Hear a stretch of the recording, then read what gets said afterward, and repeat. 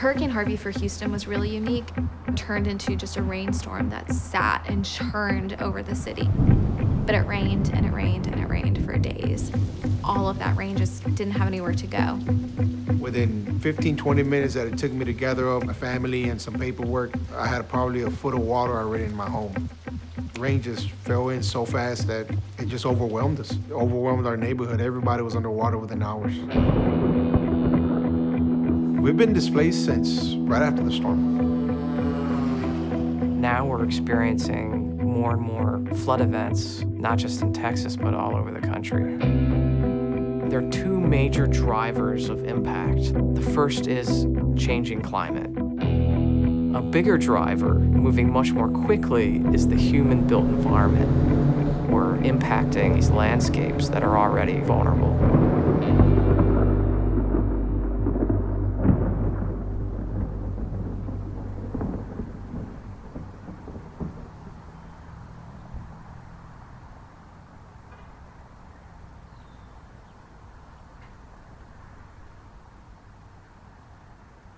This has been our home for the past 10 years.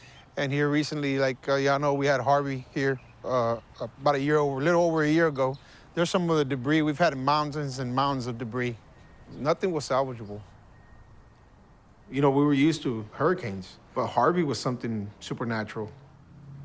That day I went to work like any other day, and I came home, and within that hour, I was taking water in my home. Oh, yeah, mine! See? I'm a father of 7, and our situation was kind of unique. My 6-year-old daughter, Mia, she was diagnosed with leukemia in December of 2016.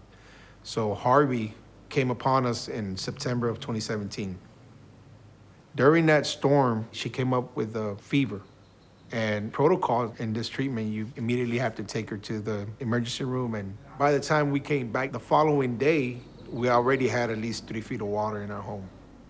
So our water level here, you know, was up to about to here. I mean, if you've been in a swimming pool, they usually start off at 3 feet.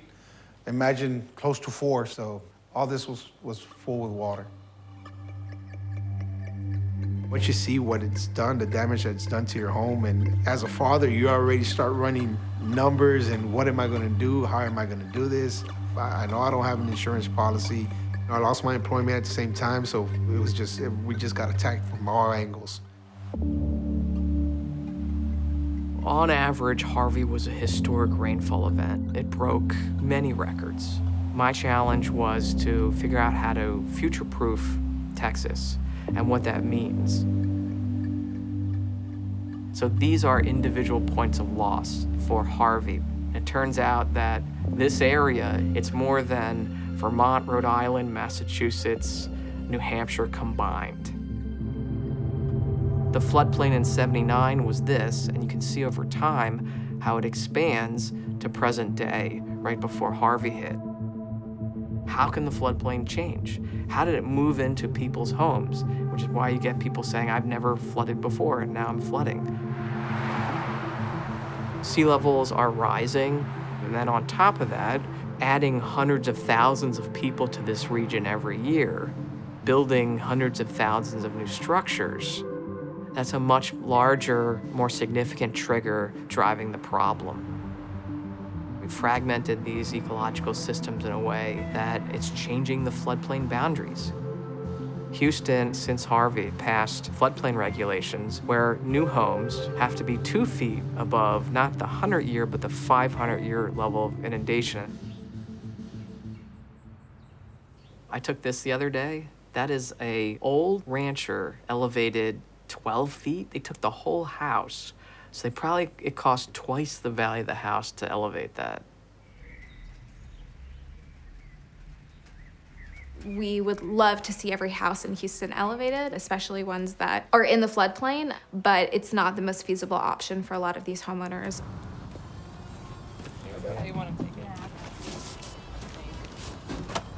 SBP exists to shrink the time between disaster and recovery, and since Hurricane Harvey, we've moved 125 families back into their homes. Here you'll see that we've used green drywall, and so this is mold-resistant drywall. That's something we definitely use in all of the wet areas to avoid any mold growth. SBP serves low to moderate income families, and we really prioritize the most vulnerable populations. And so that includes the elderly, people with disabilities, families with young children, and combat veterans. When we take on a house that has been gutted after a flood, it takes us about 61 days for us to complete. And we do this using AmeriCorps members and volunteer labor. The most important thing is getting these clients back into their homes, making them safe and secure. There was nothing to compare to Hurricane Harvey. The water, the degree of damage, the displacements. This was a storm of incredible magnitude. We jumped into action from day one, gathering supplies. They had a power boat going up and down the streets trying to get people out of their houses. The biggest challenge was just trying to organize these people that had been displaced. They left oftentimes with no money, no credit cards, no nothing. The National Association of Realtors, through their Realtor Relief Foundation, helped the Texas Relief Fund distribute $6.2 million to residents of Texas that were impacted by Hurricane Harvey.